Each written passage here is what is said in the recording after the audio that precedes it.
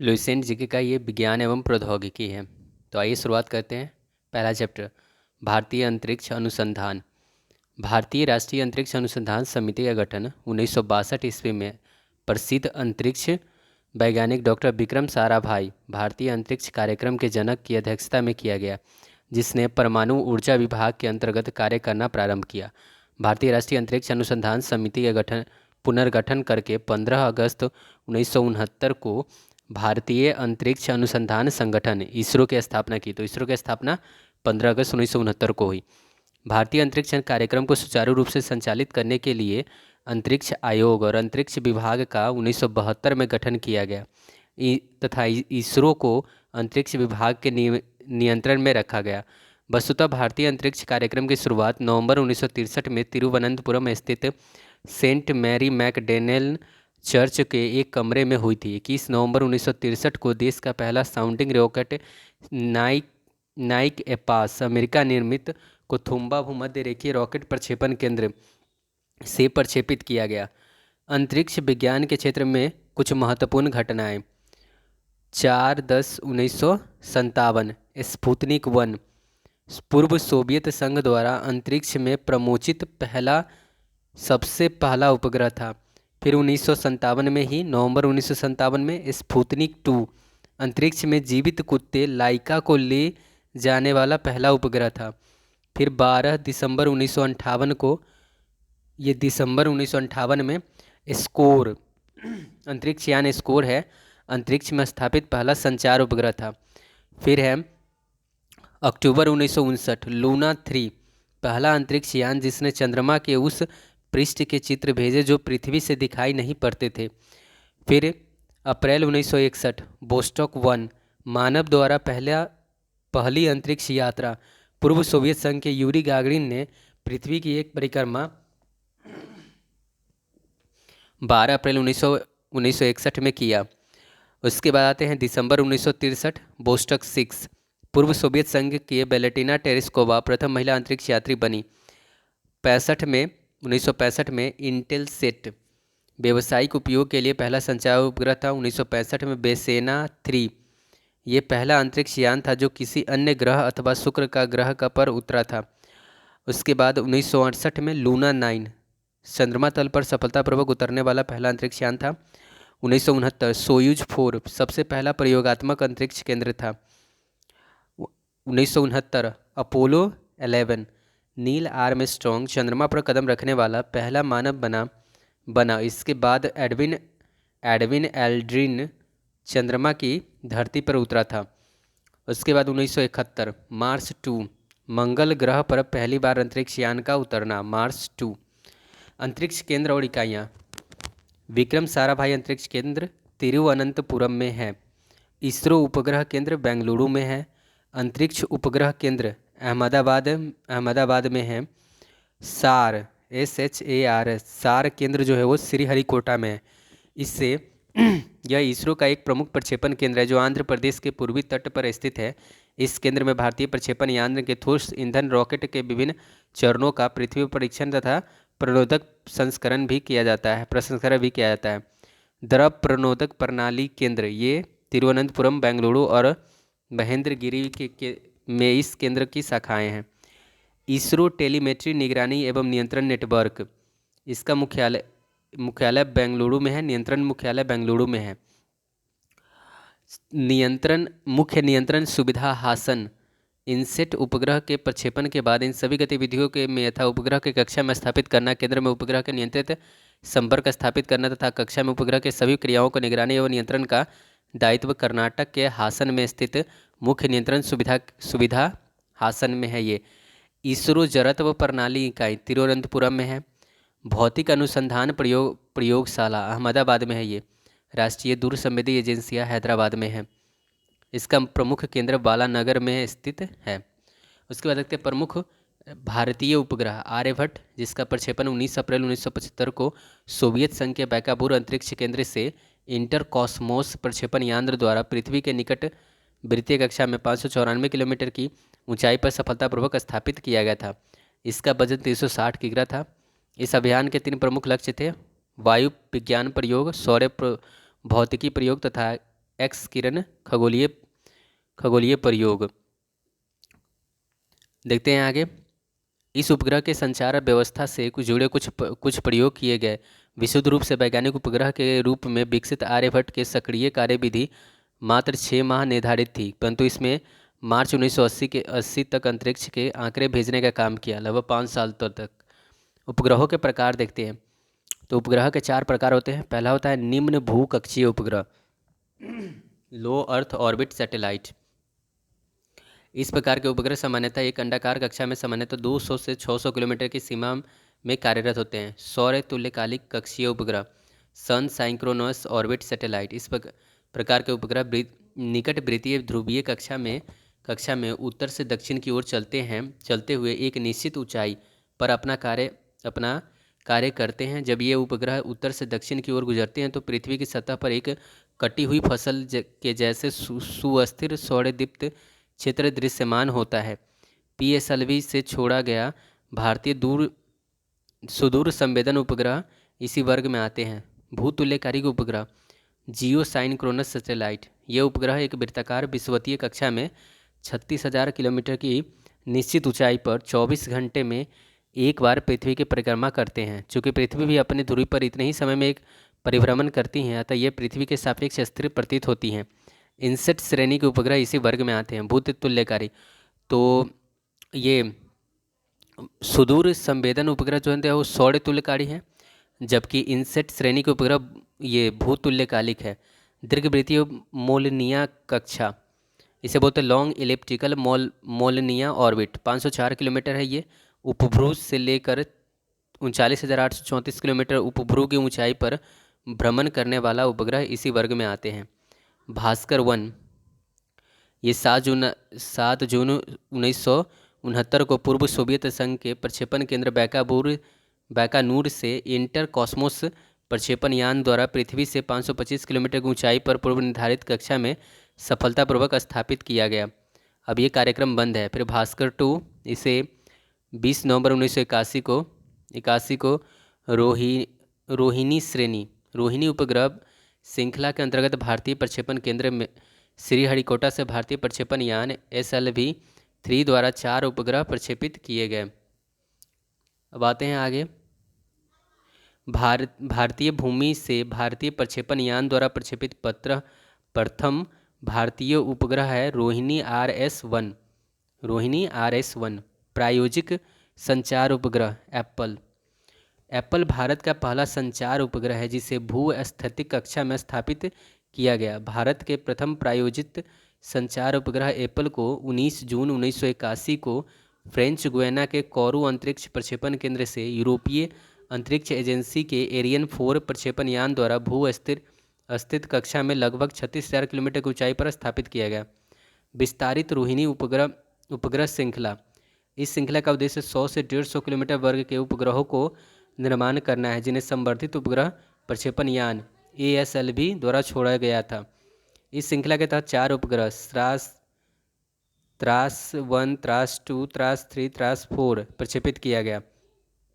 भारतीय राष्ट्रीय उपग्रह इनसेट प्रणाली, भारतीय राष्ट्रीय उपग्रह प्रणाली अर्थात इनसेट प्रणाली एक बहुउद्देशीय कार्यरत उपग्रह प्रणाली है जो एशिया प्रशांत क्षेत्र में सबसे बड़ी घरेलू संचार उपग्रह प्रणालियों में से एक है। फिर आते हैं आगे भारतीय दूरसंवेदी उपग्रह प्रणाली, जिसे हम Indian remote setting satellite IRS कहते हैं। भारत में राष्ट्रीय प्राकृतिक संसाधन प्रबंध प्रणाली की सहायता के लिए भारतीय दूरसंवेदी उपग्रह प्रणाली का विकास किया गया था, जिसका मुख्य उद्देश्य प्राकृतिक संसाधन जैसे मृदा, जल, भूजल, सागर, वन आदि का सर्वेक्षण और सतत निगरानी करना है। दूरसंवेदी उपग्रह प्रणाली के अंतर्गत पृथ्वी के गर्भ में छिपे संसाधनों को स्पर्श किए बिना प्रकीर्णन विधि के द्वारा विश्वसनीय और प्रमाणित जानकारी की उपलब्ध कराई जाती है। इसके तहत उपग्रह में लगे हुए इलेक्ट्रॉनिक कैमरों से पृथ्वी पर स्थित वस्तुओं का चित्र लेते हैं और इन चित्रों में विश्लेषण से जानकारी प्राप्त करते हैं। कार्टोसेट 1 देश का प्रथम मैपिंग सैटेलाइट है। मैटसेट, भारतीय अंतरिक्ष कार्यक्रम के तहत भारतीय अंतरिक्ष अनुसंधान संगठन इसरो ने 12 सितंबर 2002 को श्रीहरिकोटा आंध्र प्रदेश के सतीश धवन अंतरिक्ष केंद्र से ध्रुवीय उपग्रह प्रक्षेपण यान C4 के माध्यम से, जिसे पोलर सैटेलाइट लॉन्च व्हीकल कहते हैं के माध्यम से देश में पहले मौसम संबंधी विशिष्ट उपग्रह मैटसेट को भू-स्थैतिक स्थानांतरण कक्षा में स्थापित किया था। एजुसेट 20 सितंबर 2004 को सतीश धवन अंतरिक्ष केंद्र श्रीहरिकोटा से शिक्षा कार्य के लिए समर्पित दुनिया के पहले उपग्रह एजुसेट को सफलतापूर्वक भू-स्थैतिक कक्षा में स्वदेश निर्मित भू समस्थानिक उपग्रह प्रक्षेपण यान GSLV F01 की सहायता से स्थापित किया गया। एजुसेट में समावेश की गई नई प्रौद्योगिकियों को I2 नाम दिया गया है। इसका जीवन अवधि 7 वर्ष निर्धारित है। एजुसेट के माध्यम से शिक्षा से जुड़े कार्यक्रम प्रसारित किए जाते हैं।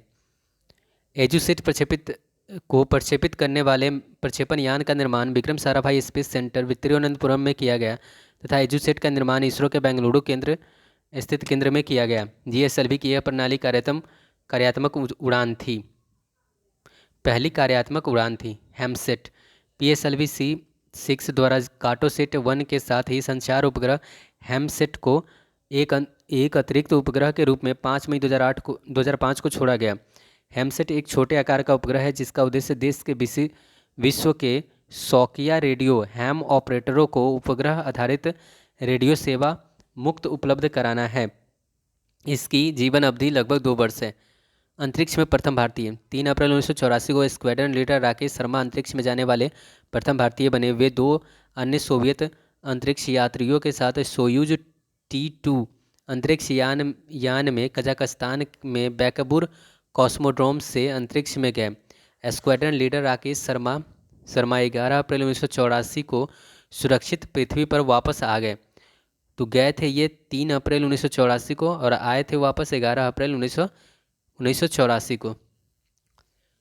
तत्कालीन प्रधानमंत्री श्रीमती इंदिरा गांधी ने सोवियत अंतरिक्ष केंद्र पर स्क्वाड्रन लीडर राकेश शर्मा से बातचीत की। उन्होंने पूछा, अंतरिक्ष से भारत कैसा दिखता है? शर्मा का उत्तर था, सारे जहां से अच्छा। अंतरिक्ष यात्रियों के अलग अलग नाम। USA में इसे एस्ट्रोनॉट्स कहते हैं, रूस में इसे कॉस्मोनाइट्स कहते हैं, चीन में इसे टाइकोनाइट्स कहते हैं। अंतरिक्ष में मानव भेजने वाला भारत 14वां राष्ट्र बना और स्क्वाड्रन लीडर राकेश शर्मा अंतरिक्ष में जाने वाले 139वें अंतरिक्ष यात्री बने। अंतरिक्ष में जाने वाली पहली भारतीय मूल की पहली महिला कल्पना चावला थी। इसकी मृत्यु 1 फरवरी 2003 को अंतरिक्ष यान कोलंबिया के मिशन STS 107 के वातावरण में पुनः प्रवेश के कुछ देर पश्चात नष्ट हो जाने से हो गई। चंद्रयान 1 चंद्रयान के लिए भारत का पहला मिशन चंद्रयान 1 है और यह विश्व का 68वां चंद्र अभियान है। भारत ने अपने पहले चंद्रयान का प्रक्षेपण श्रीहरिकोटा के सतीश धवन अंतरिक्ष केंद्र से 22 अक्टूबर 2008 को ध्रुवीय उपग्रह प्रक्षेपण वाहन GSLV C11 के जरिए किया। प्रथम चंद्रमा अभियान सोवियत संघ ने 2 जनवरी 1959 ईस्वी को भेजा था एवं द्वितीय चंद्रमा अभियान 3 मार्च 1959 को अमेरिका ने भेजा।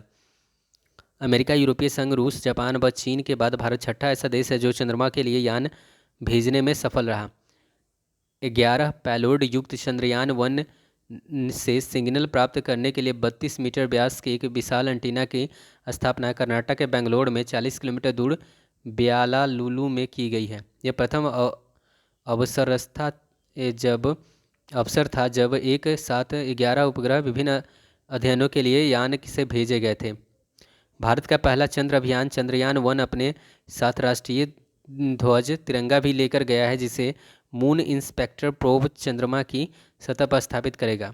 भारत का मंगल मिशन। भारतीय वैज्ञानिकों ने पूर्ण रूप से तैयार मंगल मिशन, जिस मंगल यान नाम दिया गया है, 24 सितंबर 2014 को 8 बजे सुबह कक्षा में प्रवेश कर गया। अमेरिका, रूस और यूरोपीय संघ के बाद भारत मंगल की कक्षा में प्रवेश करने वाला पहला देश बना। नासा ESA भारत एशिया का पहला देश है जो मंगल की कक्षा में दाखिल हुआ है। नासा, ESA और रॉस कॉस्मोस के बाद इसरो मंगल ग्रह की कक्षा में प्रवेश करने वाला चौथी स्पेस एजेंसिया है। मंगल मिशन का कुल लागत 450 करोड़ रुपए है। मंगलयान मंगल ग्रह के निकट स्थित आने पर मात्र 365 किलोमीटर दूर रहेगा, जबकि सबसे दूर होने पर 8000 किलोमीटर की दूर रहेगा। मंगलयान में लगे उपकरणों का उपयोग भविष्य में मौसम, जमीन, खेती और संचार उपग्रहों के लिए किया जाएगा। SLV-3 satellite launch vehicle. SLV-3 साधारण क्षमता वाले SLV-3 के विकास में भारत ने प्रक्षेपण यान प्रौद्योगिकी के क्षेत्र में कदम रखा तथा 18 जुलाई 1980 को SLV-3 का सफल प्रायोगिक परीक्षण करने करके अपनी योग्यता को सिद्ध करते हुए स्वयं को अंतरिक्ष क्लब का छठा सदस्य बना लिया।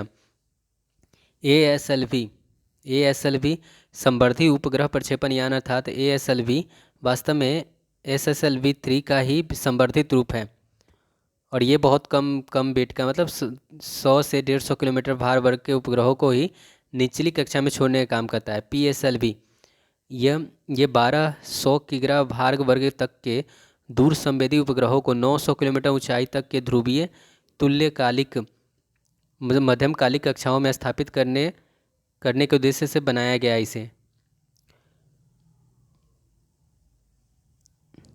ठोस प्रणोदकों के अंतर्गत हाइड्रोक्सिल टर्मिनेटेड पॉली ब्यूटाइन ईंधन के रूप में तथा अमोनियम परकोलेट को ऑक्सीकारक के रूप में प्रयोग किया जाता है, जबकि द्रव प्रणोदक के रूप में मुख्य रूप से अनसीमेट्रिकल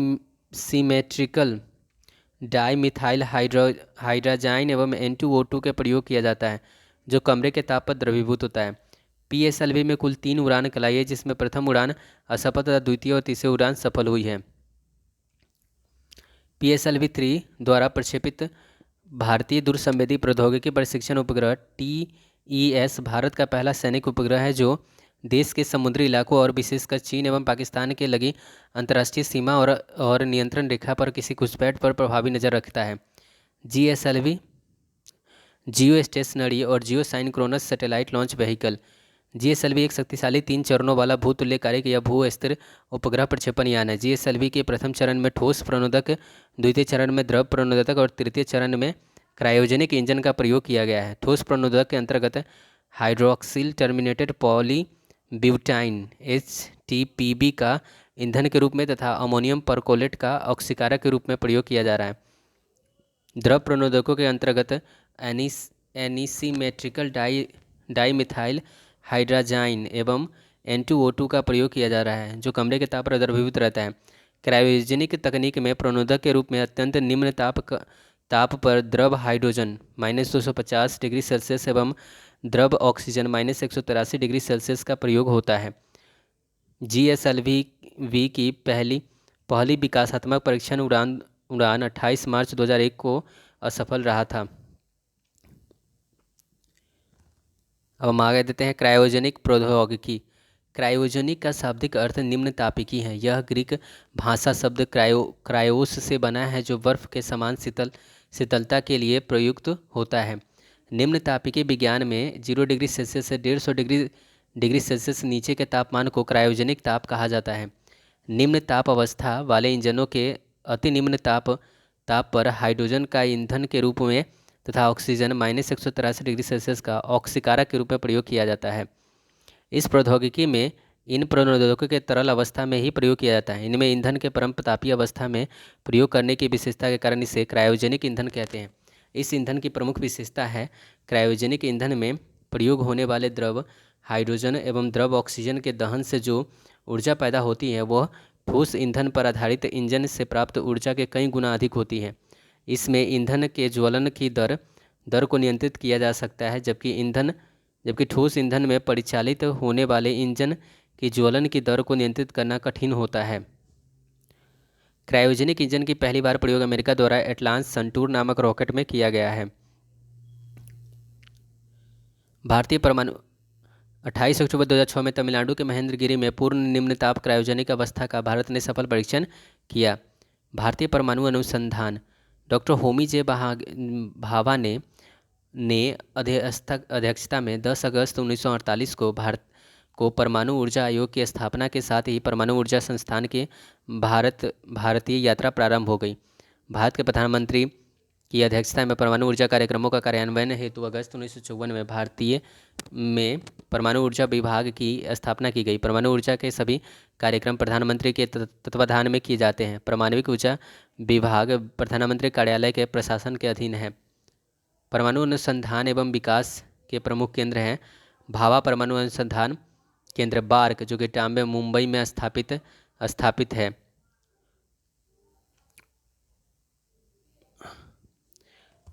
ये बार्क ट्राम्बे मुंबई में स्थापित भाभा परमाणु अनुसंधान केंद्र बार्क परमाणु विज्ञान एवं संबद्ध क्षेत्र में कार्यरत देश का प्रमुख अनुसंधान केंद्र है। बार्क बार्क परमाणु विद्युत कार्यक्रमों तथा उद्योग एवं खनिज क्षेत्र में इकाइयों के अनुसंधान एवं विकास में सहायता करता है।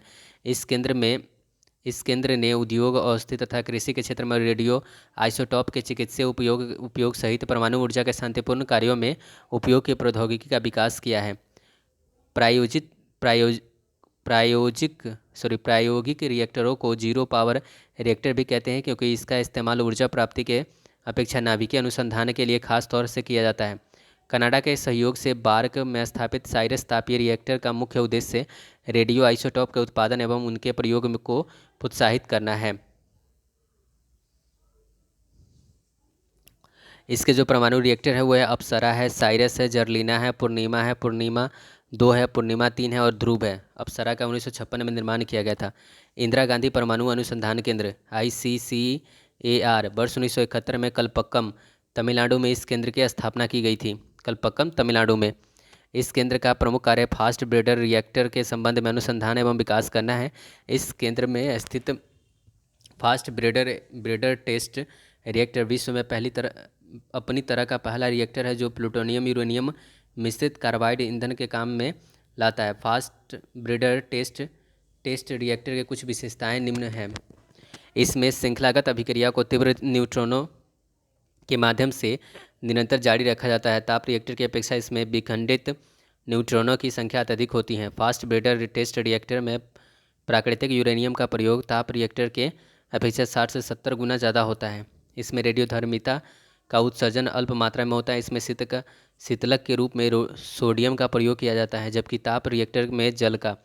फास्ट ब्रेडर टेस्ट रिएक्टर की रूपरेखा फ्रांस की रैप्सोडी रिएक्टर पर आधारित है। उच्च प्रौद्योगिकी केंद्र CAT 1984 में इंदौर में स्थापित उच्च प्रौद्योगिकी केंद्र का मुख्य कार्य लेसर एवं त्वरकों के क्षेत्र में प्रौद्योगिकी का विकास करना है।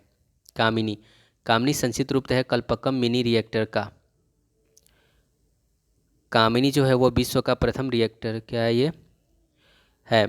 कामिनी ने 17 सितंबर 1997 में काम करना शुरू कर दिया था। इस रिएक्टर का महत्व इस बात को लेकर है कि जहां अन्य प्रायोगिक रिएक्टरों में ईंधन के रूप में यूरेनियम एवं प्लूटोनियम का प्रयोग किया जाता है, वहीं कामिनी थोरियम 31 का उपयोग ईंधन के रूप में करेगा। स्मरणीय है कि कामिनी थोरियम यूरेनियम 233 ईंधन चक्र का उपयोग करने वाला विश्व का प्रथम रिएक्टर है। इस रिएक्टर का उपयोग अनुसंधान के अतिरिक्त अपराधियों को पकड़ने में किया जाएगा, क्योंकि इसके द्वारा फिंगरप्रिंटों का मिलान करना बड़ा सरल हो गया है। अगला है हमारा उच्च प्रौद्योगिकी केंद्र कैट 1984 में इंदौर में स्थापित उच्च प्रौद्योगिकी केंद्र का मुख्य कार्य लेसर एवं त्वरकों के क्षेत्र में प्रौद्योगिकी का विकास करना है। लेसर अक्षर समूह का निर्माण light amplification by stimulated emission of radiation के संक्षिप्तीकरण से हुआ है, जिसका अर्थ होता है विकिरण उत्सर्जन के द्वारा प्रकाश का संवर्धन। लेजर एक ऐसी युक्ति है जिसमें विकिरण ऊर्जा का संवर्धन के द्वारा एक वर्णी प्रकाश प्राप्त किया जाता है। लेजर की खोज अमेरिका के हेजेज प्रयोगशाला में थियोडोर मेमन के द्वारा 1960 में की गई थी। 1964 ईस्वी में बार्क ने गैलियम आर्सेनिक अर्धचालक लेजर का निर्माण किया। परिवर्तनीय ऊर्जा साइक्लोट्रॉन केंद्र यह केंद्र परमाणु भौतिकी, परमाणु रसायन शास्त्र, विभिन्न उद्योगों के लिए रेडियो समस्थानिकों के उत्पादन एवं रिएक्टरों के विभिन्न स्तरों में होने वाले क्षति के उच्च अध्ययन का राष्ट्रीय केंद्र है। इसका मुख्यालय कोलकाता में है। परमाणु ऊर्जा विभाग के अन्य प्रमुख इकाइयाँ परमाणु पदार्थ निर्देशालय हैदराबाद में है, गुरु जल बोर्ड मुंबई में है, नाभिकीय ईंधन परिसर हैदराबाद में है, भारतीय नाभिकीय ऊर्जा कॉरपोरेशन लिमिटेड मुंबई में है, भारतीय यूरेनियम निगम लिमिटेड जादूगोरा में है, भारतीय रेयर अर्थ लिमिटेड मुंबई में है, विकिरण और आइसोटॉप प्रौद्योगिकी बोर्ड मुंबई में है। परमाणु परीक्षण 18 मई 1974 में पोखरण जैसलमेर राजस्थान में भारत ने स्वदेशी पहला परीक्षणीय परमाणु विस्फोट किया। यह बम 12 किलो टन का क्षमता का था। पहले परीक्षण में 24 वर्षों के बाद पोखरण में दूसरी बार 13 मई 1998 को परमाणु परीक्षण किया गया, जिसे शक्ति 98 नाम दिया गया।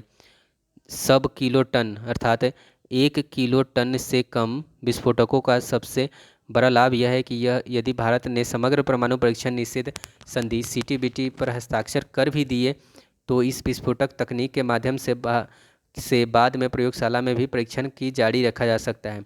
शक्ति 98 योजना की सफलता का श्रेय 3 वैज्ञानिकों को संयुक्त रूप से दिया जाता है। R चिदम्बरम, APJ अब्दुल कलाम और अनिल काकोदकर। 1974 के परमाणु परीक्षण में मात्र प्लूटोनिक ईंधन का प्रयोग हुआ था, जबकि वर्ष 1998 में परिशोधित यूरेनियम से लेकर ट्रिटियम, ड्यूटेरियम का उपयोग किया गया। ट्रिटियम ईंधन परमाणु ऊर्जा रिएक्टर में प्रयोग लाए जाने वाले भारी जल से प्राप्त किया जाता है। शक्ति 98 के अंतर्गत परमाणु परीक्षण 11 मई 1998 को थर्मोन्यूक्लियर 43 किलो का था ये। 11 मई 1998 को विखंडन 15 किलो टन का था ये। 11 मई 1998 लो यील्ड 0.2 किलो टन का था। 13 मई 1998 लो यील्ड 0.3 किलो टन का था। 13 मई 1998 लो यील्ड 0.5 किलो टन का था। तो एक ही बार में 5 विस्फोट कराए गए थे। संयुक्त राज्य अमेरिका ने जुलाई 1945 में पहला नाभिकीय विस्फोट व्हाइट सैंडर्स में किया था। भारत के परमाणु विद्युत गृह परमाणु विद्युत उत्पादन के प्रबंधन के लिए 1987 में भारतीय परमाणु विद्युत निगम लिमिटेड की स्थापना की गई थी। तारापुर परमाणु विद्युत गृह संयुक्त राज्य अमेरिका की सहायता से स्थापित भारत का पहला परमाणु विद्युत गृह है संयंत्र है। यहाँ पर अमेरिका में आयातित व संवर्धित यूरेनियम का ईंधन के रूप में प्रयोग होता है। इस विद्युत गृह के लिए आवश्यक ईंधन की आपूर्ति अंतिम समय तक संयुक्त राज्य अमेरिका द्वारा की जाएगी। रावत भाटा परमाणु विद्युत गृह प्रारंभ में कनाडा के सहयोग से शुरू किया गया था। बाद में यह परियोजना स्वदेशी तकनीक से पूरी हुई। वर्तमान में यह भारत का सबसे बड़ा न्यूक्लियर पार्क है, रावत भाटा परमाणु विद्युत गृह। अब देखते हैं परमाणु विद्युत गृह कार्यरत और निर्माण वर्ष। तो बस हमें ना उसका स्थिति देखना है और निर्माण वर्ष देखना है। तारापुर परमाणु विद्युत गृह 1 और 2 महाराष्ट्र में है, 1972 में बना था। राजस्थान परमाणु गृह विद्युत गृह 1, 2 व विद्युत गृह 3 ये रावत भाटा राजस्थान में है, 1972 में बना था। और विद्युत गृह 3 जो है वो 1999 में बना था। मद्रास परमाणु विद्युत गृह ये कलपक्कम तमिलनाडु में है। नरोरा परमाणु विद्युत गृह बुलंदशहर उत्तर प्रदेश में है। काकरापारा परमाणु विद्युत गृह सूरत गुजरात में है। कैगा परमाणु विद्युत गृह कर्नाटक में है। निर्माणाधीन कुछ है काकरापारा सूरत गुजरात में। राजस्थान परमाणु विद्युत गृह रावत भाटा राजस्थान में। कुंडनकुलम परमाणु विद्युत गृह कन्याकुमारी तमिलनाडु में है। निर्माण हेतु संतुति है तारापुर परमाणु विद्युत गृह 3 और 4 का महाराष्ट्र में। राजस्थान परमाणु विद्युत गृह 5, 6, 7, 8 रावत भाटा राजस्थान में। विश्व का पहला परमाणु बिजली घर रूस में स्थापित किया गया था, दूसरा USA में। भारतीय रक्षा प्रौद्योगिकी रक्षा क्षेत्र में अनुसंधान एवं विकास के लिए रक्षा अनुसंधान एवं विकास संगठन की स्थापना वर्ष 1958 ईस्वी में हुई थी। इस समय इसे कुछ अन्य प्रौद्योगिकी संस्थानों के साथ मिलाकर स्थापित किया गया था। 1980 में स्वतंत्र रक्षा अनुसंधान एवं विकास विभाग को गठित किया गया था। रक्षा अनुसंधान एवं विकास संगठन DRDO के प्रमुख एवं महानिदेशक रक्षा मंत्री के वैज्ञानिक सलाहकार होते थे। इस संगठन का मुख्यालय नई दिल्ली में है। रक्षा उत्पादन विभाग एवं रक्षा आपूर्ति विभाग का 1984 में विलय करके रक्षा उत्पादन एवं आपूर्ति विभाग की स्थापना की गई थी। भारतीय प्रक्षेपास्त्र कार्यक्रम तो भारत के तत्कालीन प्रधानमंत्री श्रीमती इंदिरा गांधी ने जुलाई 1983 में समेकित निर्देशित प्रक्षेपास्त्र विकास कार्यक्रम की नींव रखी थी। इस कार्यक्रम में संचालन का दायित्व रक्षा अनुसंधान एवं विकास संगठन DRDO को सौंपा गया। इस कार्यक्रम के अंतर्गत विकसित प्रक्षेपास्त्र का संक्षिप्त विवरण इस प्रकार है। पृथ्वी ये जमीन से जमीन तक मार करने वाला कम दूरी का बैलिस्टिक मिसाइल है। पृथ्वी प्रक्षेपास्त्र का फरवरी 1988 में चांदीपुर अंतरिक्ष प्रक्षेपण केंद्र से किया गया था। पृथ्वी की न्यूनतम मारक क्षमता 40 किलोमीटर और अधिकतम 250 किलोमीटर है। त्रिशूल कम दूरी का जमीन से हवा में मार करने वाला है। ये मारक क्षमता 500 से 9 किलोमीटर तक है। यह मैक 2 की गति से निशाने को भेदता है। आकाश यह जमीन से हवा में मार करने वाला मध्यम दूरी का बहुलक्ष्य प्रक्षेपास्त्र है और इसकी मारक क्षमता लगभग 25 किलोमीटर है। आकाश पहली ऐसी भारतीय प्रक्षेपास्त्र है जिसके प्रणोदक में रैमजेट सिद्धांत का प्रयोग किया गया है। इसकी तकनीक को दृष्टिगत करते हुए इसकी तुलना अमेरिकी पैट्रियाट मिसाइल से की जा सकती है। यह परंपरागत एवं परमाणु आयुध को ढोने की क्षमता रखता है। इससे मोबाइल लॉन्चर से भी छोड़ा जा सकता है। अग्नि अग्नि श्रेणी में 5 प्रक्षेपास्त्र हैं। अग्नि 1, अग्नि 2, अग्नि 3, अग्नि 4, अग्नि 5। अग्नि जमीन से जमीन पर मार करने वाला मध्यम दूरी का बैलिस्टिक मिसाइल है। अग्नि 3 की मारक क्षमता 3000 किलोमीटर से अधिक है एवं इसे 5000 किलोमीटर तक बढ़ाया जा सकता है। पनडुब्बी से छोड़े जाने वाले अग्नि 3SL का विकास भी किया जा रहा है। अग्नि 3 को पाकिस्तान के हफ्ते-3 तथा इजराइल के जेरिको 2 की श्रेणी में रखा जा सकता है। अग्नि 3 परंपरागत तथा परमाणु दोनों प्रकार के विस्फोटकों को ले जाने में क्षमता रखती है। भारत ने 15 नवंबर 2011 को इंटरमीडिएट बैलिस्टिक मिसाइल अग्नि 4 का उड़ीसा के व्हीलर द्वीप से सफलतापूर्वक परीक्षण किया है। यह प्रक्षेपास्त्र 3500 किलोमीटर तक मारक क्षमता करने में सक्षम है। इसमें ठोस प्रणोदक के 2 चरणों में चरण और एक पेलोड है। इसमें 2 स्तरीय हथियार प्रणाली है जो ठोस प्रणोदक से चलती है। ये जमीन से जमीन में मार करने वाली मिसाइल परमाणु हथियार ले जाने में सक्षम है। भारत का 19 अप्रैल 1912 को अग्नि 5 का भी परीक्षण किया गया है जिसकी मारक क्षमता 5500 किलोमीटर से अधिक है। अग्नि 5 सैटेलाइट रोधी मिसाइल है। नाग यह टैंक रोधी निर्देशित प्रक्षेपास्त्र है जिसकी क्षमता 4 किलोमीटर तक का है। रक्षा उत्पादन एवं आपूर्ति विभाग से जुड़े सार्वजनिक संस्थान इंडियन एरोनॉटिक्स लिमिटेड बेंगलुरु में है, 1964 में स्थापना हुई थी। भारतीय इलेक्ट्रॉनिक लिमिटेड बेंगलुरु में है, 1954 में स्थापना हुई थी। भारत अर्थ मूवर्स लिमिटेड बेंगलुरु में है, 1964 में स्थापना हुई थी। मझगांव डॉक लिमिटेड मुंबई में 1960 में। Goa shipyard limited Vasco D gamma में है। भारत डायनामिक्स लिमिटेड हैदराबाद में 1970 में। मिस्र धातु निगम लिमिटेड हैदराबाद में 1973 में। Garden reach workshop limited Calcutta में 1934 में बना हुआ है। ये कुछ अन्य भारतीय प्रक्षेपास्त्र धनुष जो कि ज़मीन से ज़मीन पर मारक करता है ये, और ये नौसैनिक रूपांतरण है पृथ्वी का। 150 किलोमीटर से 500 किलोमीटर तक मारक क्षमता है इसकी। सागरिका जो है वो सबमैरिन लॉन्च बैलिस्टिक मिसाइल है जिसका परीक्षण 2008 में किया गया था। अस्त्र जो है वो हवा से हवा में मार करने वाला है जिसकी क्षमता 10 से 25 किलोमीटर है। यह भारत का प्रथम हवा से हवा में मार करने वाला प्रक्षेपास्त्र है। अस्त्र ब्रह्मोस यह भारत एवं रूस की संयुक्त परियोजना के तहत विकसित किया जाने वाला प्रक्षेपास्त्र है। इसका नाम ब्रह्मोस भारत की नदी ब्रह्मपुत्र एवं रूस के नदी मस्कवा से मिलकर बना हुआ है। इस प्रक्षेपास्त्र का प्रथम सफल परीक्षण 2001 में किया गया था। इसका तीसरा सफल परीक्षण मार्च 2009 में किया गया। यह भी दागो और भूल जाओ फायर एंड फॉरगेट की पद्धति पर विकसित किया गया है। ब्रह्मोस का प्रद्युम्न यह प्रक्षेपास्त्र दुश्मन के प्रक्षेपास्त्र को हवा में बहुत ही कम दूरी पर मार गिराने में सफल है। सहायक है। यह एक इंटरसेप्टर प्रक्षेपास्त्र है। बैलिस्टिक मिसाइल बैलिस्टिक से आशय ऐसे प्रक्षेपण से हैं जिसमें किसी वस्तु को प्रक्षेपित करने में आवश्यक बल लगाया जाए किंतु जमीन पर स्थित लक्ष्य पर गिरने के लिए उसे गुरुत्वाकर्षण के सहारे छोड़ दिया जाए। क्रूज मिसाइल इस श्रेणी की मिसाइलें अपने लक्ष्य की खोज कर प्रहार करती है। युद्धक टैंक अर्जुन युद्धक टैंक है, DRDO द्वारा बनाया गया है। ये 70 किलोमीटर पर घंटा की रफ्तार से ये चल सकता है। T-90S भीष्म टैंक इसका निर्माण चीन के समीप आवड़ी टैंक कारखाने से किया गया है। हल्के लड़ाकू विमान तेजस स्वदेश निर्मित प्रथम हल्का लड़ाकू विमान है ये तेजस, जिसका निर्माण हिंदुस्तान एरोनॉटिक्स लिमिटेड की महत्वपूर्ण भूमिका रही है। पायलट रहित प्रक्षेपण विमान निशांत है। पायलट रहित विमान लक्ष्य है।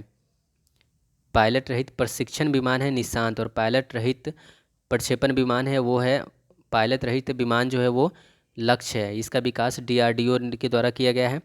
एडवांस लाइट हेलीकॉप्टर ध्रुव है जिसकी अधिकतम गति 245 किलोमीटर पर घंटा का उड़ान भरता है। ये 4 घंटे तक आकाश में रहकर 800 किलोमीटर की दूरी तय कर सकता है। IL-78 ये आसमान में उड़ान के दौरान ही लड़ाकू विमानों में ईंधन भरने वाला प्रथम विमान है जिसे भारत ने मार्च 2003 में उज्बेकिस्तान से प्राप्त किया है। इस विमान में 35 टन वैमानिकी ईंधन का भंडारण की सुविधा है। काली 5000 का विकास बार्क भाभा रिसर्च सेंटर द्वारा किया जा रहा है। यह एक शक्तिशाली बीम अस्त्र है जिसमें कई गीगावाट शक्ति के माइक्रोवेव तरंगें उत्सर्जित होती हैं जो शत्रु के विमानों एवं प्रक्षेपास्त्रों पर लक्षित करने पर उसकी इलेक्ट्रॉनिक प्रणाली और कंप्यूटर चिप्स के समाप्त कर उन्हें ध्वस्त कर सकती है। पिनाका यह मल्टी लॉन्च व्हीकल, यह मल्टी बैरल रॉकेट लॉन्चर है। यह पिनाका स्वदेशी तकनीक DRDO द्वारा विकसित इस रॉकेट प्रक्षेपण को SRDE पुणे ने निर्मित किया है। इसका नाम भगवान शंकर के धनुष पिनाक के नाम पर पिनाका रखा गया है। इसके द्वारा मात्र 40 सेकंड में ही 100 किग्रा वजन के एक के बाद एक 12 रॉकेट प्रक्षेपित किया जा सकता है जो कम से कम 7 और अधिक से अधिक 39 किलोमीटर दूर तक दुश्मन के खेमे में तबाही मचा सकता है। पिनाक विविध स्टील्थ प्रौद्योगिकी, स्टील्थ वायुयान और स्टील्थ जहाज का विकास स्टील्थ प्रविधि पर आधारित है। यह तकनीक सैन्य युक्तियों का एक पहलू है। इस तकनीक के द्वारा वायुयान जहाज पनडुब्बियां मिसाइल और उपग्रहों को रडार, इंफ्रारेड सोनार एवं अन्य खोजी प्रौद्योगिकियों की पहुंच से अदृश्य बनाया जाता है। इस तकनीक का विकास द्वितीय विश्व युद्ध के दौरान जर्मनी ने किया था। होल्टन हो 229 को प्रथम स्टील्थ एयरक्राफ्ट कहा जाता है। संयुक्त राज्य अमेरिका में सुप्रसिद्ध आधुनिक स्टील्थ वायुयान में F-117 night walk, AV-2 spirit, the F-22 Raptor और F-35 लाइटनिंग II शामिल हैं। रडार का एंटीना प्रतिबिंब के आने का समय मापता है और उस सूचना के आधार पर बताता है कि वस्तु कितनी दूरी पर है। मानव रहित वायुयान ड्रोन्स, ये ऐसे वायुयान होते हैं जिन्हें ज़मीन से नियंत्रित किया जाता है और या जो पूर्व नियोजित मिशन का अनुसरण करते हुए स्वायत्त रूप से चालित होते हैं। ड्रोन्स मुख्यतः दो वर्गों में होते हैं, एक वो जिनमें निगरानी के उद्देश्य से बनाया जाता है और दूसरे वे जो मिसाइल एवं बम से सुसज्जित होते हैं। ये सैन्य वायुयान में से काफ़ी सस्ते होते हैं और रिमोट कंट्रोल द्वारा उड़ाए जाते हैं तथा फ्लाइट कर्मी को कोई खतरा नहीं रहता। ड्रोन के संचालन में एक व्यक्ति ड्रोन को उड़ाता है, दूसरा कैमरे के संवेदनों का संचालन में निगरानी करता है और तीसरा व्यक्ति युद्ध क्षेत्र में सैनिक कार्मिक के साथ संपर्क बनाता है। शस्त्रों से सुसज्जित ड्रोन का इस्तेमाल पहली बार बाल्कन युद्ध में किया गया था, लेकिन इनके इस्तेमाल में आशातीत वृद्धि अफगानिस्तान, इराक और पाकिस्तान में हुआ। ब्रिटेन के पास कई प्रकार के निगरानी ड्रोन हैं, विशेष रूप से वॉच कीपर, जिसे इजरायली कंपनी एविट और ब्रिटेन के थेल्स द्वारा संयुक्त रूप से बनाया गया है। वैज्ञानिक तथा औद्योगिक अनुसंधान परिषद CSIR के अध्यक्ष भारत के प्रधानमंत्री होते हैं, जिसकी स्थापना 1942 में की गई है और मुख्यालय नई दिल्ली में है। विक्रम साराभाई अंतरिक्ष केंद्र की स्थापना तिरुवनंतपुरम थुम्बा गांव में 1963 में की गई थी। इस स्थान पर चुनाव करने का प्रमुख कारण केंद्र भू चुंबकीय विषुवत रेखा पर स्थित होना है। पृथ्वी पश्चिम से पूरब की ओर घूर्णन करती है। इसी का लाभ उठाने के लिए कृत्रिम उपग्रह को पश्चिम दिशा से पूरब दिशा में प्रक्षेपित किया जाता है। परखनली शिशु के मामले में निषेचन परखनली के अंदर होता है और इसके बाद भ्रूण को माता के गर्भ में रखा जाता है। 25 जुलाई 1978 को ग्रेट ब्रिटेन में श्रीमती लेस्ली ब्राउन ने विश्व के प्रथम परखनली शिशु लुइस ब्राउन को जन्म दिया। भारत में जन्म लेने वाले प्रथम परखनली शिशु विवादित हैं।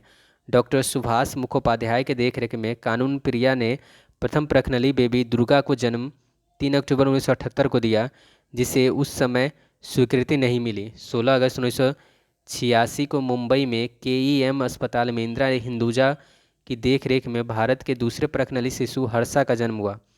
मुखोपाध्याय के साथ हुए विवाद के कारण कुछ रिकॉर्ड हर्षा को भारत का प्रथम परखनली शिशु मानता है।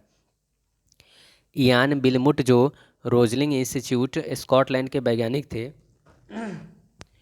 ने 5 जुलाई 1996 को प्रथम एक वयस्क भेड़ के कोशिका लेकर डॉली नामक क्लोन का निर्माण किया था। 1953 में सर्वप्रथम बाईपास सर्जरी का प्रयोग USA में हुआ। 3 दिसंबर 1963 को हृदय का प्रथम प्रत्यारोपण दक्षिण अफ्रीका के डॉक्टर क्रिश्चियन बर्नार्ड ने किया था।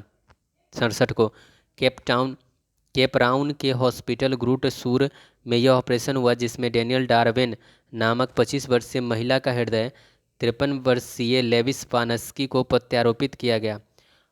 अपरूपांतरण मेटास्टेसिस एक प्रक्रिया है जिसके द्वारा कैंसर कोशिकाओं में और अधिक विभाजन के सफलतापूर्वक संदमन किया जा सकता है। मौसम संबंधी परिवर्तनों के बारे में जानकारी प्राप्त करने के लिए हीलियम गैस से भरे गुब्बारे प्रयोग में लाए जाते हैं। किसी वस्तु के त्रिविम प्रतिरूप को अंकित तथा पुनरावृत्ति करने के प्रतीक का नाम होलोग्राफी है। यह लेजर किरणों द्वारा की गई फोटोग्राफी है जिसमें वस्तु का चित्र त्रिआयामी हो जाता है। विज्ञान का क्षेत्र जो मानव एवं यंत्र के मध्य मध्य संचालन एवं संचार का अध्ययन करता है सर्वेनेटिक्स कहलाता है। यह विज्ञान की आधुनिकतम शाखा है। इसकी परिकल्पना 1949 में सर्वप्रथम नॉर्बर्ट बीनर ने की थी। इसे नियंत्रण का विज्ञान भी कहते हैं। 19 दिसंबर 1945 में मुंबई से Tata institute of fundamental research की स्थापना की गई थी। National school of design Pune में है। न्यूट्रॉन बम, इस बम के विस्फोटक क्षमता तुलनात्मक रूप से कम होती है लेकिन विकिरण क्षमता अधिक होती है। यह पृथ्वी एवं जल में रेडियोधर्मिता फैला सकता है। टैंकों एवं बुलेट प्रूफ वाहनों को तहस नहस कर सकता है। साल्टेड बम, नाभिकीय हथियार के अनुकूल पदार्थ को बाल्ट एवं सोने के द्वारा साल्टेड बम तैयार किया जाता है। इसकी विशेषता है कि इसके द्वारा अधिक मात्रा में रेडियोधर्मी विकिरण फैलाया जा सकता है। माइक्रोवेव बम का आविष्कार अमेरिका द्वारा किया गया था। इसके द्वारा इतनी तीव्र शक्ति की ऊर्जा का उत्सर्जन होता है कि शत्रु में इलेक्ट्रॉनिक उपकरण व संचार प्रणाली ध्वस्त हो जाता है।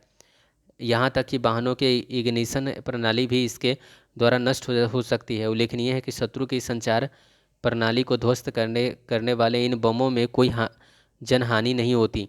वैक्यूम बम, अमेरिका के रक्षा अनुसंधान वैज्ञानिकों ने ऐसे थर्मोवेरिक प्रणाली का सफल परीक्षण भी किया है जिसके द्वारा रासायनिक एवं जैवीय शस्त्रों के भंडारों पर अति उच्च तापमान सृजित करके उन्हें बेकार किया जा सकता है। इस प्रकार के शस्त्र प्रणाली को पहले वैक्यूम बम के नाम से जाना जाता था। एडमिरल गोरसोकोव एक विमान वाहक पोत है जिसमें भारत ने रूस से खरीदा है। यह विमान वाहक पोत विराट के स्थान ग्रहण करेगी। यह हिंद महासागर में भारत की उपस्थिति को मजबूती प्रदान करेगा। आईसी चिप्स सिलिकॉन की बनी होती है और इसका निर्माण 1958 ईस्वी में जे.एस. किर्वी ने किया था। जे कंप्यूटर जापान द्वारा विकसित सर्वाधिक तीव्रता से के साथ चलने वाले कंप्यूटर और इसकी गति 8.3 पेंटाफ्लॉप्स सेकेंड होता है। सागा 220 इसरो द्वारा विकसित भारत का सर्वाधिक तेज गति से चलने वाला सुपर कंप्यूटर है जिसे 2 मई 2011 को विक्रम साराभाई अंतरिक्ष केंद्र स्थित सतीश धवन सुपर कंप्यूटिंग प्रयोगशाला में स्थापित किया गया है। कंपनी मुख्यालय देखते हैं। वोडाफोन का मुख्यालय कहाँ है? यूनाइटेड किंगडम लंदन में है। एडोब का कैलिफोर्निया अमेरिका में है। सैमसंग का सियोल दक्षिण कोरिया में है। हैवलेट पैकर्ड का पाओ अल्टो अमेरिका में है। हिटाची का चियोडा टोक्यो में है। आईबीएम का अरमानक अमेरिका में है। सोनी का मिनाटो जापान में है। तोशिबा का मिनाटो जापान में है। पैनासोनिक का काडोमा जापान में है। डेल का राउंड रॉक अमेरिका में है। वालमार्ट अमेरिका में है। नोकिया फिनलैंड की है। माइक्रोसॉफ्ट अमेरिका की है। एप्पल इंक अमेरिका की है। कैनन इंक जापान का है। इंटेल ये अमेरिका का है। फूजी फिल्म्स ये जापान का है। कोडक अमेरिका का है। मित्सुबिकी जापान का। Google America. Yahoo America. Acer Inc Taiwan. Philippines Netherlands. Lenovo चीन। कोरोनाग्राफ अंतरिक्ष में उड़ने वाले तूफानों की पूर्व जानकारी उपलब्ध कराने वाले उपकरण को कोरोनोग्राफ कहते हैं। इस उपकरण की सहायता से सूर्य के 9 बड़े तूफानों का पता लगाया गया है जिन्हें कोरोनल मास इंजेक्शन कहा जाता है।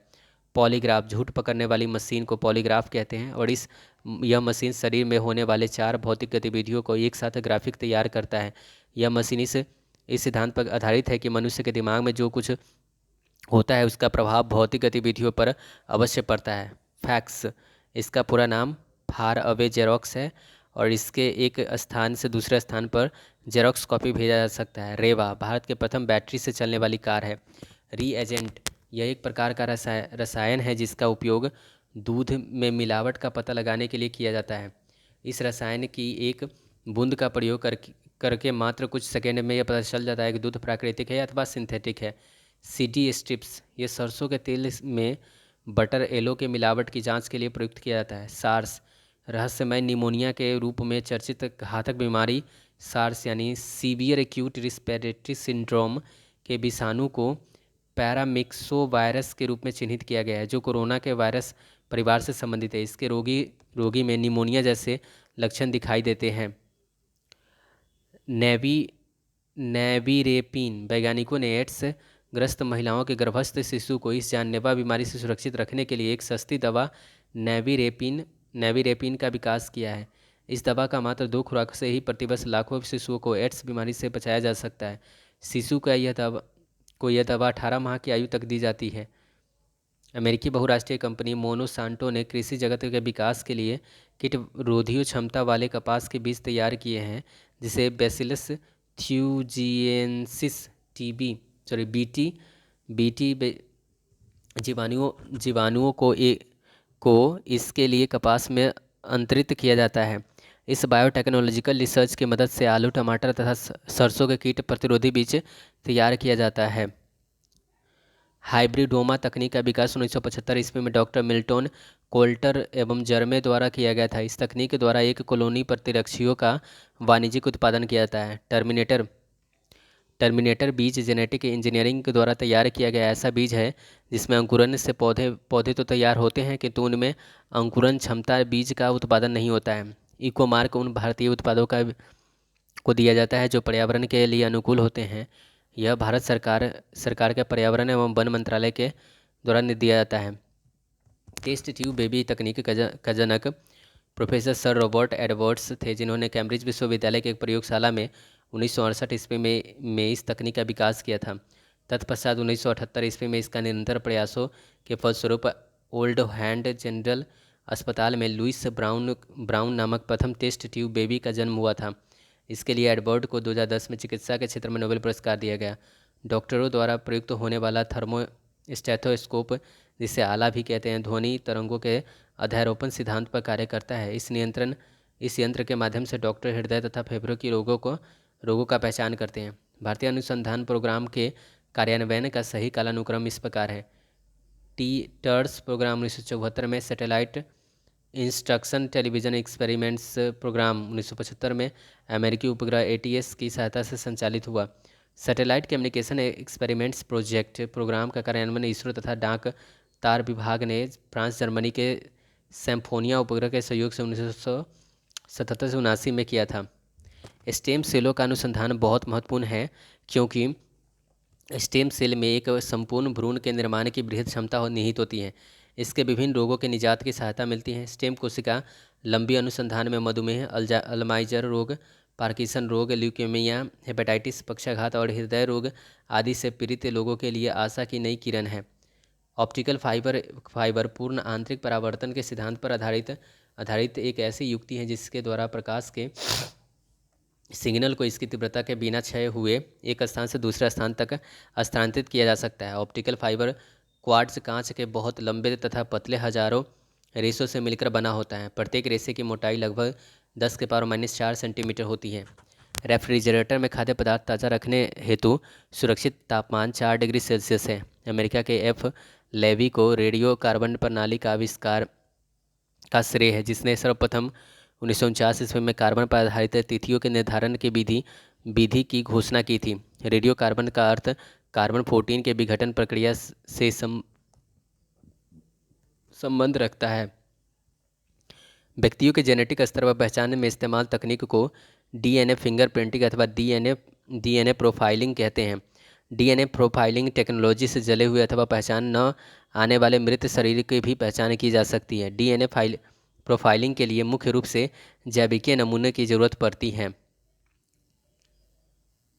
जैविकीय नमूने में खून के धब्बे, जड़ सहित बाल का टुकड़ा, वीर्य त्वचा कोशिकाएं, मुंह पर रखा कपड़ा, लार, अस्थिमज्जा अथवा किसी ऊतक की कोशिकाएं शामिल की जा सकती है। ध्यातव्य कि DNA फिंगरप्रिंट का विकास सबसे पहली बार 1984 में ब्रिटिश वैज्ञानिक यालेक जेफरी ने की थी।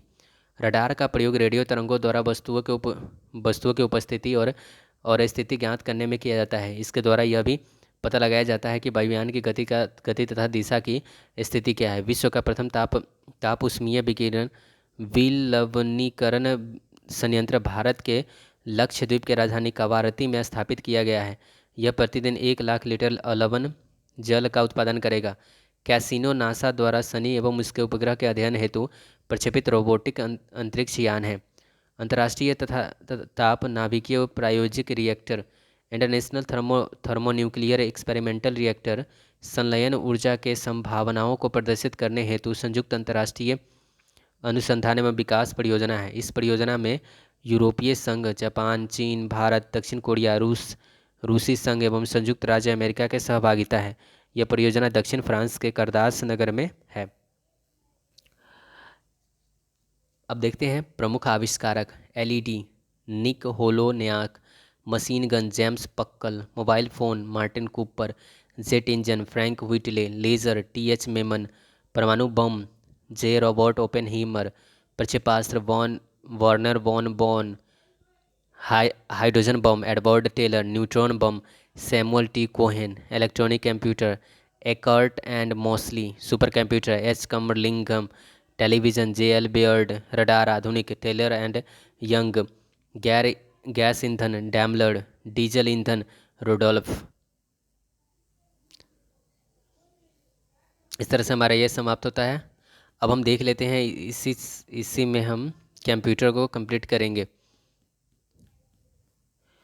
तो अब हम कंप्यूटर वाला स्टार्ट करते हैं।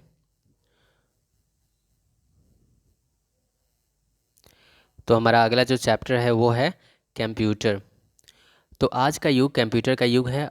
आज विश्व के प्रत्येक क्षेत्र में कंप्यूटर का समावेश है। बृहद पैमाने पर गणना करने वाले इलेक्ट्रॉनिक संयंत्र को संगणक अथवा कंप्यूटर कहते हैं। अर्थात कंप्यूटर वह युक्ति है जिसके द्वारा स्वचालित रूप से विविध प्रकार के आंकड़ों को संसाधित एवं संचयित किया जाता है। वर्तमान स्वरूप का पहला कंप्यूटर मार्क 1 था जो 1937 ईस्वी में बना था। कंप्यूटर के कार्य। कंप्यूटर के प्रमुख तकनीकी कार्य 4 प्रकार के होते हैं। आंकड़ों का संकलन अथवा निवेशन, आंकड़ों का संचयन, आंकड़ों का संसाधन और आंकड़ों या प्राप्त जानकारी का निर्गमन या पुनर्निर्गमन। आंकड़े लिखित, मुद्रित, श्रव्य, दृश्य, रेखांकित या यांत्रिक चेष्टाओं के रूप में हो सकते हैं। हार्डवेयर। कंप्यूटर और इसके संलग्न सभी यंत्रों और उपकरणों को हार्डवेयर कहा जाता है। इसके अंतर्गत केंद्रीय संसाधन एकक, आंतरिक स्मृति, बाह्य स्मृति, निवेश एवं नियंत्रण एकक आदि आते हैं। सॉफ्टवेयर। कंप्यूटर के संचालन के लिए निर्मित प्रोग्राम को सॉफ्टवेयर कहते हैं। कंप्यूटर की भाषा। कंप्यूटर की भाषा को निम्न 3 वर्गों में बांटा जा सकता है। मशीनी कूट भाषा, असेंबली कूट भाषा और उच्च स्तरीय भाषा। मशीनी कूट भाषा जिसे MCL कहते हैं, मशीन कोड लैंग्वेज। इस भाषा में प्रत्येक आदेश को 2 भाग होते हैं। आदेश कोड ऑपरेशन कोड तथा स्थिति कोड लोकेशन कोड। इन दोनों को 0 व 1 के क्रम में समूहित कर व्यक्त किया जाता है। कंप्यूटर के आरंभिक दिनों में प्रोग्रामर द्वारा कंप्यूटर का आदेश देने के लिए 0 तथा 1 के विभिन्न क्रमों का ही प्रयोग किया जाता था। यह भाषा समयग्राही थी जिसके कारण असेंबली व उच्च स्तरीय भाषाओं का प्रयोग किया जाने लगा। असेंबली भाषा। इस भाषा में याद रखे जाने लायक कोड का निर्माण किया गया जिसे नेमोनिक कोड कहा गया। जैसे एडिशन के लिए ऐड, सब्सट्रैक्शन के लिए सब, जंप के लिए JMP लिखा गया। परंतु इस भाषा का प्रयोग एक निश्चित संरचना वाले कंप्यूटर तक ही सीमित था, अतः इस भाषा का निम्न स्तरीय भाषा कहा गया। उसके बाद आता है उच्च स्तरीय भाषा, हाई लेवल लैंग्वेज। उच्च स्तरीय भाषाओं के विकास का श्रेय IBM कंपनी को जाता है। फोर्ट्रान नामक पहली उच्च स्तरीय भाषा का विकास इसी कंपनी ने के प्रयास से हुआ था। इसके बाद सैकड़ों उच्च स्तरीय भाषाओं का विकास हुआ। ये भाषाएं मनुष्य के बोलचाल और लिखने के में प्रयुक्त होने वाले भाषाओं से काफ़ी करीब हैं। कुछ उच्च स्तरीय भाषाएं निम्न हैं। फोर्ट्रान। कंप्यूटर की इस भाषा का विकास IBM के सौजन्य से JW बेकस ने 1957 में किया था। इस भाषा का विकास गणितीय सूत्रों को आसानी से कम समय में हल करने के लिए किया जाता है। कोबोल वास्तव में कॉमन बिजनेस ओरिएंटेड लैंग्वेज का संक्षिप्त रूप है। इस भाषा का विकास व्यावसायिक हितों के लिए किया गया है। इस भाषा की संक्रिया के लिए लिखे गए वाक्यों के समूह को पैराग्राफ कहते हैं। सभी पैराग्राफ मिलकर एक सेक्शन बनाते हैं और सभी सेक्शन मिलकर एक डिवीज़न बनाते हैं। बेसिक। यह अंग्रेजी के शब्दों beginners all purpose symbolic instruction code का संक्षिप्त रूपांतरण है। इस भाषा के प्रोग्राम में निहित आदेश के किसी भी निश्चित भाग को निष्पादित किया जा सकता है, जबकि इसके पहले की भाषाओं में पूरे प्रोग्राम को कंप्यूटर में डालना होता और प्रोग्राम के ठीक होने के आगे की प्रक्रिया निष्पादित होती थी। अलगोल यह अंग्रेजी के एल्गोरिथमिक लैंग्वेज का संक्षिप्त रूप है। इसका निर्माण जटिल बीजगणितीय संक्रियाओं के लिए किया जाता है। पास्कल यह अलगोल का परिवर्धित रूप है और इसके चरों का परिभाषित किया जाता है, जिसके कारण यह अलगोल एवं बेसिक विभिन्न है। कोमोल यह कॉमन और एरिथमेटिक एल्गोरिथमिक लैंग्वेज का संक्षिप्त रूप है। इस भाषा का प्रयोग माध्यमिक स्तर के छात्रों के लिए किया जाता है। लोगो इस भाषा का प्रयोग छोटी उम्र के बच्चों को ग्राफिक रेखानुकृतियों की शिक्षा देने के लिए लोगों का और कुमाल का प्रयोग किया जाता है माध्यमिक स्तर के लोगों के लिए। प्रोलॉग यह अंग्रेजी शब्द प्रोग्रामिंग एंड लॉजिक का संक्षिप्त रूप है। इस भाषा का विकास 1973 ईस्वी में फ्रांस में किया गया था। इसका विकास कृत्रिम बुद्धि के कार्यों के लिए किया गया था। यह तार्किक प्रोग्रामिंग में सक्षम है। फोर्थ इस भाषा का विकास चार्ल्स मूरे ने किया था और इसका उपयोग कंप्यूटर के सभी प्रकार के कार्यों में होता है। इन सभी उच्च स्तरीय भाषाओं में एक समानता है कि लगभग सभी अंग्रेजी के वर्णों ABCD एवं इंडो अरेबियन अंकों 0 1 2 3 आदि का प्रयोग किया जाता है। पाइलोट C++, लिस्प, यूनिक्स एवं स्नोबॉल कुछ अन्य उच्च स्तरीय भाषाएं हैं। कंप्यूटर के विभिन्न भाग देखते हैं। CPU यह सेंट्रल प्रोसेसिंग यूनिट का संक्षिप्त रूप है। इसे कंप्यूटर का मस्तिष्क कहा जाता है। रैम रैंडम एक्सेस मेमोरी यह रैंडम एक्सेस मेमोरी का संक्षिप्त रूप है। सामान्य भाषा में इसे कंप्यूटर की याददाश्त मेमोरी कहा जाता है। रैम की गणना मेगाबाइट्स इकाई में होती है। रोम यह रीड ओनली मेमोरी का संक्षिप्त रूप है और यह हार्डवेयर का वह भाग है जिसमें सभी सूचनाएं स्थापित रूप से इकट्ठा रहती हैं और जो कंप्यूटर के प्रोग्राम संचालित करने का निर्देश देता है। मदरबोर्ड यह सर्किट बोर्ड होता है जिसमें कंप्यूटर का प्रत्येक प्लग लगाए जाते हैं। CPU, रैम आदि यूनिट मदरबोर्ड में ही संयोजित होते हैं। हार्ड डिस्क इसमें कंप्यूटर के लिए प्रोग्राम को स्टोर करने का कार्य किया जाता है। फ्लॉपी डिस्क ड्राइव ये सूचनाओं को सुरक्षित करने तथा सूचनाओं का एक कंप्यूटर से दूसरे कंप्यूटर में आदान प्रदान करने में प्रयुक्त होता है। CD-ROM यानी कम्पैक्ट डिस्क छोटे से आकार में होते हुए भी बहुत बड़ी मात्रा में आंकड़ों एवं चित्रों का ध्वनियों के साथ संग्रहित करने में सक्षम होता है। कीबोर्ड कंप्यूटर के लेखन प्रणाली के लिए उपयोग में लाया जाने वाला उपकरण कीबोर्ड कहलाता है। सामान्यतः 101 कीबोर्ड को अच्छा माना जाता है। माउस इसका सहायता से स्क्रीन पर कंप्यूटर के विभिन्न प्रोग्रामों को संचालित किया जाता है। मॉनिटर इस पर कंप्यूटर के निहित जानकारियों को देखा जा सकता है। अच्छे रंगीन मॉनिटर में 256 रंग आते हैं। मॉनिटर में डॉट पिच का उपयोग किया जाता है। डॉट पिच पर जितनी कम नंबर होती हैं स्क्रीन पर उभरने वाली छवि उतनी ही साफ दिखाई देती है।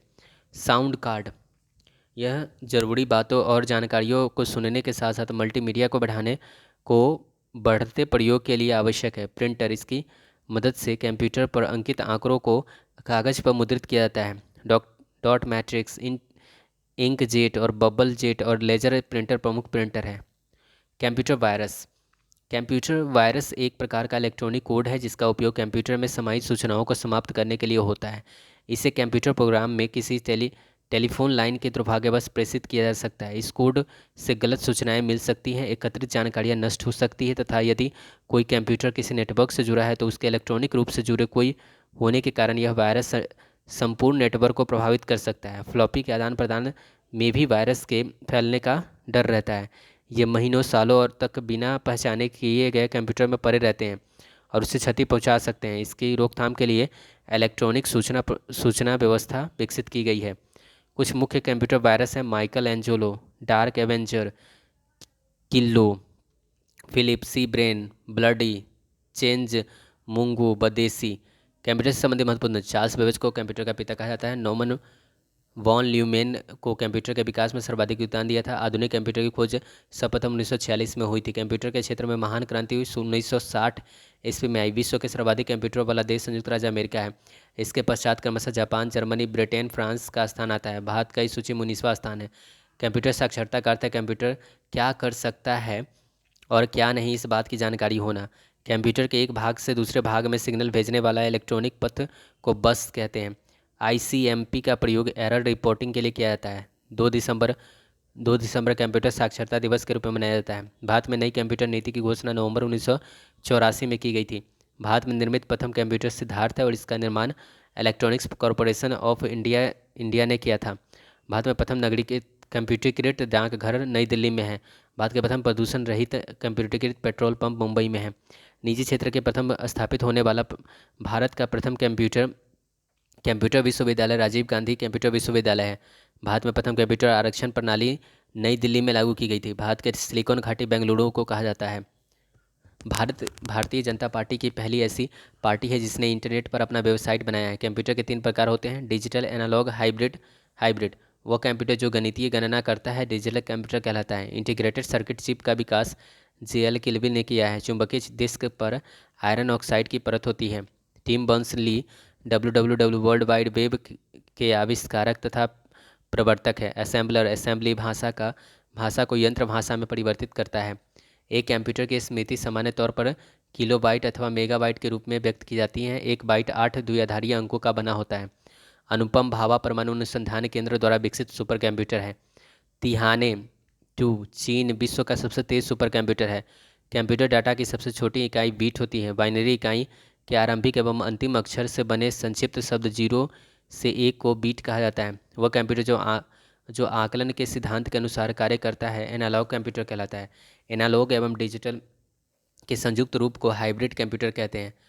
सामान्य कंप्यूटर के अपेक्षा 10 गुना तेज कार्य करने वाले बड़े कंप्यूटर को सुपर कंप्यूटर कहते हैं। एक सुपर कंप्यूटर में करीब 40,000 माइक्रो कंप्यूटर जितनी परिकलन क्षमता होती है। इसकी गति को मेगा फ्लॉप से मापा जाता है। विश्व के प्रथम सुपर कंप्यूटर क्रे K1S था जो 1979 में बनकर तैयार हुआ था। इसे अमेरिका के क्रे रिसर्च कंपनी ने बनाया था। 32 कंप्यूटरों के बराबर कार्य कर सकने वाला डीप ब्लू कंप्यूटर एक सेकेंड में शतरंज के 200 करोड़ चाल सोच सकता है। इसी सुपर कंप्यूटर ने विश्व चैंपियन गैरी कास्पारोव को पराजित किया था। विश्व के प्रथम इलेक्ट्रॉनिक डिजिटल कंप्यूटर का नाम ENIAC है। विश्व के सबसे बड़ा कंप्यूटर नेटवर्क का नाम इंटरनेट है। याहू, गूगल एवं MSN इंटरनेट सर्च इंजन है। इंटरनेट का उपलब्ध होने वाले प्रथम भारतीय समाचार पत्र द हिंदू है। इंटरनेट पर उपलब्ध होने वाले प्रथम भारतीय पत्रिका इंडिया टुडे है। यूजनेट के तमाम विश्वविद्यालयों को एक साथ जोड़ने का प्रणाली है। इंटरनेट सूचना की खोज करने में आर्क सबसे ज़्यादा मदद करता है।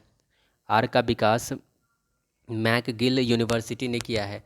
जब किसी नेटवर्क को इंटरनेट धारक अन्य नेटवर्क के साथ जोड़ता है तो उसे गेटवे कहते हैं। इंटरनेट से जुड़े वह संगणक जहां विशेष प्रकार की सूचनाएं उपलब्ध होती है साइट कहलाती है। मॉडेम कंप्यूटर को आपस में जोड़ने का वाला उपकरण है जो टेलीफोन लाइन पर काम करता है। पास या दूर के किसी भी संगणक को अपनी संगणन की सूचनाएं भेजना अपलोड कहलाती है। कंप्यूटर की 5 पीढ़ियाँ विकसित की गई है। आधुनिक कंप्यूटर में प्रायः सेमीकंडक्टरों मेमोरी स्मरण शक्ति का कार्य करता है। कंप्यूटर बोर्ड में कुल 8 संयोजक होते हैं। 1 किलोबाइट में 224 बाइट के तुल्य होता है। 1 मेगाबाइट 224 किलोबाइट के बराबर होता है। 1 गीगाबाइट 224 मेगाबाइट के बराबर होता है। सूचना के आगमन एवं कार्यक्रम की खोज करने के लिए स्नोबॉल विशिष्ट भाषा का प्रयोग किया गया। पर्सनल कंप्यूटर पर सर्वप्रथम पुस्तक टेड नेल्सन ने लिखा है। कंप्यूटर पर सूचना पर लिखी गई पुस्तक सोल ऑफ न्यू मशीन लेखक टैसी कीटर को पुतलिंजर पुरस्कार दिया गया। कंप्यूटर की प्रथम पत्रिका कंप्यूटर एंड ऑटोमेशन है। प्रथम घरेलू कंप्यूटर कॉमोडोर VIC-20 है। वैज्ञानिकों के अनुसंधान भारतीय भाषा संस्कृत कंप्यूटरीकृत करने के लिए सबसे आसान है। डेटा प्रोसेसिंग का अर्थ है वाणिज्यिक उपयोग के लिए जानकारी तैयार करना। डिजिटल कंप्यूटर की कार्य पद्धति गणना और सिद्धांत पर आधारित है। विश्व का प्रथम डिजिटल कंप्यूटर ENIAC था। फॉर्ट्रान प्रोग्राम हेतु विकसित की गई सर्वप्रथम भाषा है। हिंदू कमांड स्वीकार करने वाला कंप्यूटर भाषा प्रदेश है। कोबोल उच्च स्तरीय भाषा अंग्रेजी भाषा के समान है। कोबोल भाषा में सर्वाधिक उपयुक्त डॉक्यूमेंटेशन संभव है। अनुवाद प्रोग्राम में जो उच्च स्तरीय भाषा का निम्न स्तरीय भाषा में अनुवाद करता है कंपाइलर होता है। माइक्रो प्रोसेसर चतुर्थ पीढ़ी के कंप्यूटर है। प्रोलॉग पंचम पीढ़ी के कंप्यूटर की भाषा है। इंटीग्रेटेड सर्किट चिप का विकास JS किल्विन ने किया था। इंटीग्रेटेड सर्किट चिप पर सिलिकॉन की परत होती है। कंप्यूटर अशुद्धि को बग कहते हैं। पुणे की CDAC के वैज्ञानिकों ने 28 मार्च 1998 को प्रति सेकंड 1 खरब गणना करने की क्षमता से युक्त कंप्यूटर परम 10,000 का निर्माण किया। इसके विकास का मुख्य श्रेय CDAC के कार्यकारी निर्देशक डॉक्टर विजय P भास्कर को जाता है। भारत में सर्वप्रथम नेशनल एरोनॉटिक्स लेबोरेटरीज ने फ्लो सावर नामक सुपर कंप्यूटर विकसित करने की सफलता पाई थी। कंप्यूटर पर परमाणु परीक्षण को सब क्रिटिकल परीक्षण कहते हैं। किसी कंप्यूटर या उसके हार्ड डिस्क या किसी चलते हुए कार्यक्रम प्रोग्राम का अचानक खराब हो जाना या समाप्त हो जाना क्रैश कहलाता है। अब देखते हैं संक्षिप्त शब्दावलियाँ। ALU arithmetic logic unit, ALGOL log algorithmic language, ASCII American standard code for information interchange, BASICS basic beginners all purpose symbolic instruction code, BCD binary coded decimal code, CPU central processing unit, CAD computer aided design, C. Centre for development of telematic class computer literacy and studies in school, COMAL common और algorithmic language, DOS disk operating system, DTS desktop system, DTS DTP desktop publishing, ENIAC electronic numerical integrator and computer, fax far away Xerox, flops floating operations per second, HALL high level language, HTML hypertext markup language, ISH information super highway, LAN local area network, LDU liquid display unit, LISP list processing, LLL lower level language, MICR magnetic ink character reader, MIPS millions of instruction per second, MOPS millions of operation per second, MODEM modulator और demodulator,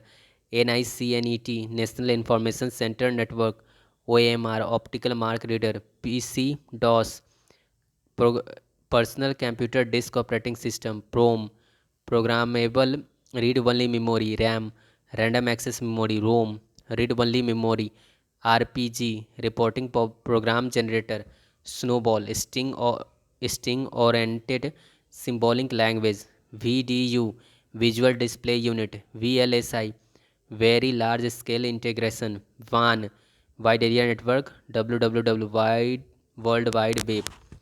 तो इस तरह से हमारा ये दोनों chapter complete होता है।